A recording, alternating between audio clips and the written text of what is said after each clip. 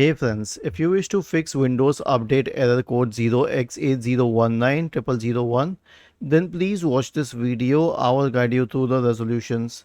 So the first solution is to check the internet connection, because if the speed is not good enough, then you will not be able to set up Windows for sure, and even Windows Update may face an issue. So search for fast.com in the Windows search bar or your browser search bar and check if the internet speed is good enough. If yes, then proceed to the next solution, which is to run Windows Update Troubleshooter. Right click on the Start button and select Settings from the menu. Go to the System tab, scroll down to Troubleshoot, select Other Troubleshooters, click on Run corresponding to the Windows Update Troubleshooter. The last solution will be to reset Windows Update components. And how would you do that?